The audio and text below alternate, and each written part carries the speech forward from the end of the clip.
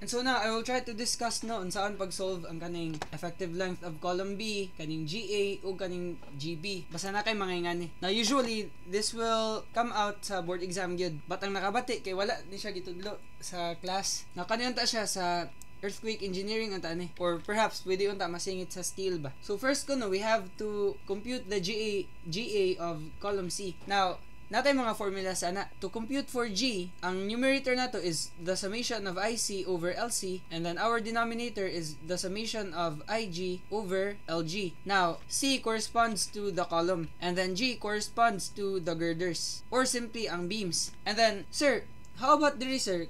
If naka diri, pila man ang G ana? Later lang. Let's make it clear sa nga natay values for G according to our supports. 10 siya if pin connected or hinge. And then G is equal to 1 if fixed. Now sir, unsa ni siyang summation of IC over LC? That's simply the summation of IC over LC for each adjacent nga mga column. Let's say, diri ka sa column E. Diba, ang column E, na siya first point ug second point. Now, let's just say kani siyang first point is your GA, and then kani ang imong GB. Pero kani siya dili mo matter unsa imong labeling ana. Kay inig ka apply nimo ana sa katong alignment chart, kay it doesn't matter if bali imong GB or GA. And so, let's try to make sense of these. Ang kani siyang GA, ang imoy consider na are the columns and girders nga adjacent. So, what are the adjacent girders sa kani nga point? Diba kani siya? Kani, kana ran duha. And then, unsay adjacent nga columns? Diba kani siya? Color na tog orange. Mo na siya ang adjacent nga columns. So, ato lang ni orange. Kana. And then, kani blue. O, balik mo ni siya. Ang ato mga ipang consider. Now, sir, how about for the GB for column E? O, kanina na siya. Ang adjacent ana, mo ni siya ang adjacent nga girder, and then this one will be the adjacent nga column. So, I hope agree ra. Now, sir, how about sir, if diri ka sa point B, I mean, sa column at B. So, if ari ka sa column at B, na kay first point diri, and another point diri. Again, ang kaning points, kay end-to-end na sa imong member. So, let's just say this is GA and kani GB. Now, ang kani siyang GA, notice nga, ang only adjacent nga member is kanirang B. And so, what will happen is, ang imong G diri sa A, kanira, mo consider siya diri. Basta ang imong end ba, naa sa usa ka support, mora na imong gamiton. And so, ang G na to ana, GA, para sa column B, is simply fixed man eh. So, kani siyang 1. Now, sir, what if hinge na siya, sir? Hinge. O, ang GA ni mo ana na siya maten. Kani. And so, I hope, klaro ra.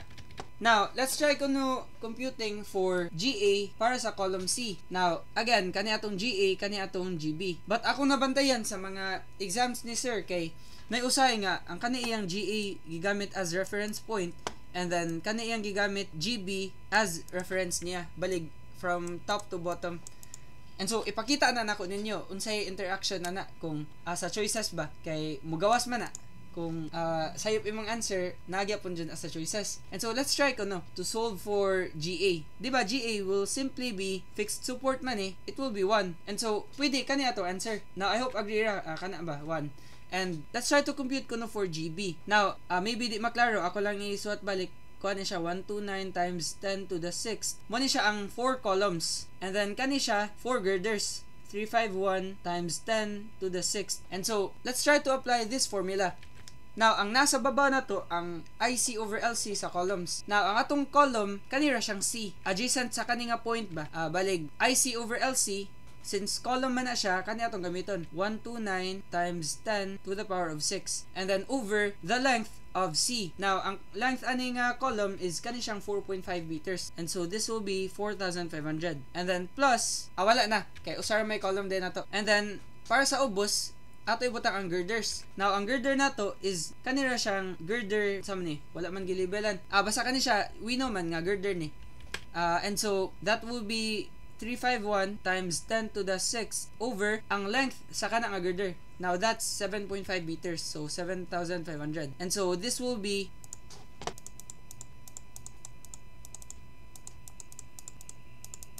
0.61. And so, ani na magsugod ang libog yun. Kay, what if ba ang kani ang gi-treat ni sir as GA? So, ato lang ipotan diri ang 0.61 gyapon. Balig na tayo 2 possible answers ani. Kana lang. Now, let's try to compute for the GB for column E. Now, ari na nako na figure out nga mo vary ang yung reference point ba? Okay, ato lang i-check. Let's just erase this one. So, ari daw ta sa GB for column E. Now, as we have established, ang atong gi-consider as B, ang kanimang nasa babaw nga point, no? And so, ang girder, ana, kani siya. Og kani. Na, ato na i-swat. Again, ang GB na to is equal to IC over LC. Summation na nila. So, we have E. Now, ang 4 columns, 129 times 10 to the 6th ang IC. And then, LC will be the length of E, which is 3,600. And then over, ang kanina siyang girder. Now, ang kanina siyang girder kay, ang I kay 351 times 10 to the 6th over 8,000. Kay mama siya length ani nga girder. Now, sa board exam gani, kay dili ni siya ngani usually pagka-given na. Usually, table na siya. Table, and let's just say column, and then A, B, C, and then na kay corresponding mga I values ana maglalay pagid 5.52 times 10 to the 6th nya na 6.02 times 10 to the 6th ana nya inganaw na nimo balig ana naka mag need og kanang summation gid ba nga formula, pero dire kay pareho ra magud tanan I. Now this will be again it is still lang tani we know man nga 3,600 ni siya, and then over 8,000. Now, diri na ko na determine nga basig nag-vary iyang reference point ba kay ang 0.816 wala man sa choices, as you can notice. And so moto gi-try na kog compute ang kaning GA. Balig atong balihon nga kani atong GA and then kani atong GB. Now, let's compute for GB ko no. Considering this na ba? So, ato na ni siyang i-reason. Now, ang value nato for GB kay kani siya. GB equals IC over LC. Now, nanatay duha ka adjacent columns no, kani siya og kani. And so, ang IC over LC ana kay both kuha ni siya 129 times 10 to the 6th plus 129 times 10 to the 6th. And then, ato i-move. Kay walay space para sa denominator. Kana, nasayop. IC over LC. Kaya siya. Plus, over kato ilang mga L. Nabali na ko pagkasat. Ang L for the first column, let's say E, 3,600. And then, for the second column nga adjacent at this point kay 4,500. Kaya siya. And then, let's consider the girders. Now, natay duha ka girders pod nga adjacent sa atong point, which are kana. And so, that will be 351 times 10 to the 6th over ang first length sa atong girder, 8,000. And then, ang second length is kani siyang 7.5. So, 7,500. And so, ato daw ni siyang i-try og input sa calculator. So, 129 times 10 to the 6th over 3,600 plus 129 times 10 to the 6th over 45 over 351 to the power of 6 over 8,000 plus 351 to the power of 6 over 7,500. Now, this will be equal to 0.711, which is naa sa choices. And so, muna, basig ang, ingani ang kuha ni sir from top to bottom. And so, if top to bottom siya, most likely nga ang answer na to ani kay letter B pod balig ang gipangita diri ang diri pod sa kani ang GA kani ang GB. And working ana ba? And so again, we have established nga 0.711 ni siya. So, kana. And then last ko no, we have to compute for the effective length of column B. Now again, for column B, kabaw naman ta nga ang GA nato no is equal to 1. Katong nakuha nato ganina ba? 1. And then column B di ay column B nato is kanina siya. Kana. Now, we know nga ang GA nato kanilang gyapon atong i-label kay mas ganahan ko good from bottom to top. Now, di magyapon na ma-matter sa atong effective katong effective length para sa factor niya ba. So kani siya 1. And then, sir, how about ang kani atong GB ana? At tama lang tan Again, kanina nga column atong gi-consider, column B. And so, our GB will be ang kaning mga adjacent nga girders duha ka buok, and then nasa adjacent nga columns nga duha pod ka buok. Now we know that this is simply katong nakuha nato sa column at E ba, but kato iyang corresponding value dire, corresponding value sa katong ato na compute ganina ba kaning 0.711 ba. And so ato na lang naibutang nga 0.711 ang GB considering this point. Now I hope agree ra kay pareho ra ba ang adjacent nga kuan ni spans ug adjacent nga columns. And so now, nanatay GA, which is 1, and then nanatay GB, which is 0.711. Now, tudlon tamo unsaon na siya pag-apply. Now, kung man considering side sway is inhibited and fixed ko no against rotation. So atong gamiton nga alignment chart is corresponding ana. Naman niya atong alignment chart no, and then ang giingon kay side sway inhibited. So we will use this one kana. Atong i-zoom lang para makita gyud. And so ang pag-apply ning GA ug GB mao na siyang imong ends. Di ba na GA na ay GB. So balig ang GA nato is 1, and so we will draw a point dira.